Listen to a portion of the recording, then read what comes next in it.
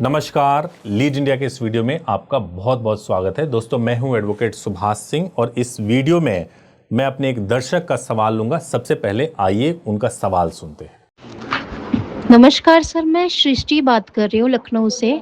क्या court marriage secretly की जा सकती है? और ये जानकारी किसी को पता तो नहीं चलेगी? प्लीज आप बता दीजिए। देखिए, इसमें दो सिचुएशन बनते हैं। सबसे पहला सिचुएशन तो ये बनता है कि अगर मान लीजिए कि आपको सीक्रेट मैरिज करना है, तो पहला सिचुएशन ये है कि आप पहले से शादीशुदा हैं और आप अपनी पत्नी से या पति से छिपा करके किसी और व्यक्ति के साथ आप मैरिज परफॉर्म करके किसी और शहर में छिपा करके आप रह रहे हैं, तो उसका कंसिक्वेंस क्या होगा वो मैं बताऊंगा। और दूसरा चीज ये है कि आप एक कपल हैं, पहली बार शादी कर रहे हैं और शादी करने के बाद से, कोर्ट मैरिज करने के बाद से आप अपने रिश्ते को अभी भी सीक्रेट रखना चाहते हैं, आप इसका उजागर नहीं करना चाहते हैं, तो क्या सिचुएशन होंगे वो भी मैं आपको बताऊंगा। कई लोग सोचते हैं कि अगर पति पत्नी अलग रह रहे हैं तो दूसरी शादी लीगली सेफ है। बहुत सारे लोग ऐसा सोचते हैं। यह सबसे डेंजरस मिसअंडरस्टैंडिंग है दोस्त। जब तक पहली शादी कॉम्पिटेंट कोर्ट से लीगली डिसॉल्व नहीं होती, दूसरी शादी सीरियस लीगल कंसिक्वेंस आपके सामने खड़ी कर सकती है। सिर्फ अलग अलग रहना डिवोर्स नहीं होता। डिवोर्स डिक्री के बिना रीमैरिज करने पर आपके ऊपर बाइगेमी यानी दो विवाह करने का मामला बन सकता है और इसमें सजा 7 ईयर्स तक की हो सकती है।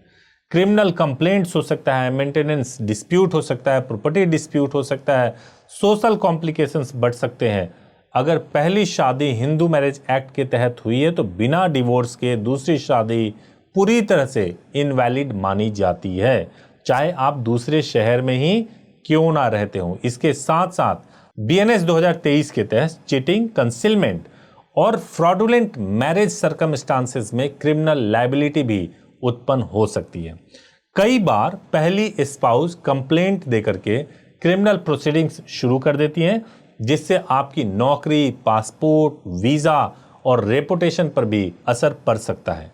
अब जो दूसरे में, ये मैंने उनकी बात की है जो ऐसे कैटेगरी में आते हैं जो पहले से मैरिड हैं और दूसरे किसी से शादी करके कहीं और रहना चाहते हैं सीक्रेटली और अपने पहले मैरिज को डिसॉल्व नहीं करना चाहते हैं, या दोनों मैरिज को सीक्रेटली चलाना चाहते हैं। तो आपको मैंने कंसीक्वेंस बता दिए। सॉल्यूशन सिर्फ और सिर्फ डिवोर्स है। मैं एक और वीडियो बनाऊंगा जिसमें कपल ने ही सवाल पूछा है कि क्या लिव इन में रह सकते हैं ऐसे लोग, तो वो मैं बताऊंगा कि आपका उसमें क्या है। लेकिन अभी के लिए मैंने यही बताया है कि पूरी तरह से इलीगल है और इसके बहुत ही खराब कंसिक्वेंस हो सकते हैं।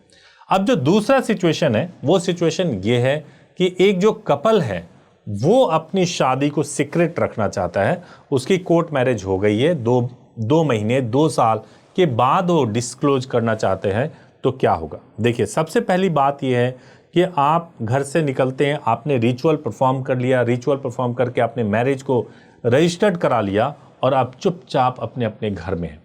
देखिए, मैं आपको बताता हूं, सबसे पहली बात कि अगर आपने उजागर नहीं किया तो कोई पुलिस कंप्लेंट नहीं होगा। पुलिस कंप्लेंट नहीं होगा तो यह भी पता नहीं चलेगा कि आपका मैरिज सर्टिफिकेट जो आपने बनवा के रखा हुआ है वो जेन्युइन है या नहीं जेन्युइन है।